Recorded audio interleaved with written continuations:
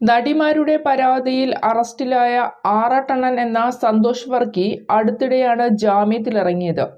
മുതിർന്ന നടിമാരാണ് ഇയാൾക്കെതിരെ പരാതിയുമായി രംഗത്തു വന്നത്. തനിക്കും ഇയാളിൽ നിന്ന് സമാന അനുഭവമുണ്ടായെന്നിപ്പോൾ പറയുകയാണ് നടി മായ വിശ്വനാഥ്. സന്തോഷ് വർക്കി തന്നെ ഫോണിൽ വിളിച്ച് ശല്യപ്പെടുത്തിയിട്ടുണ്ടെന്നാണ് മായ വിശ്വനാഥ് വീഡിയോയിൽ പറയുന്നത്. മാഡത്തെ കണ്ടാൽ ദേവതയെ പോലെയുണ്ട്, വനിതാ തിയേറ്ററിന് മുന്നിലുണ്ടോ എന്നൊക്കെയാണ് തന്നെ വിളിച്ച് ചോദിച്ചുവെന്നും മായ പറയുന്നു.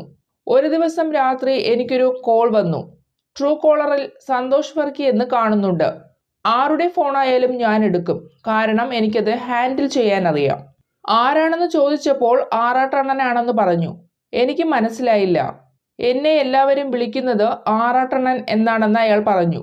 നിങ്ങൾക്ക് അച്ഛനും അമ്മയും ഇട്ട പേരുണ്ടല്ലോ, അത് എന്താണെന്ന് ഞാൻ ചോദിച്ചു.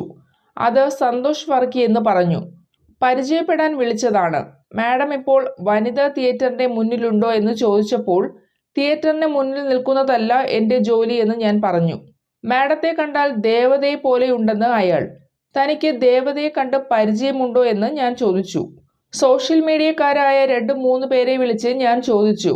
അയ്യോ മായ ചേച്ചി ഫോൺ എടുക്കല്ലേ, തലവേദനയാണെന്ന് അവർ പറഞ്ഞു. അപ്പോഴാണ് മഞ്ജു വാര്യരെയും ഐശ്വര്യലക്ഷ്മിയെയും നിത്യമേനോനെയും കല്യാണം കഴിക്കാൻ പിറകെ നടന്ന വ്യക്തി ഇതാണെന്ന് ഞാൻ അറിയുന്നത്, മായ വിശ്വനാഥ് പറഞ്ഞു.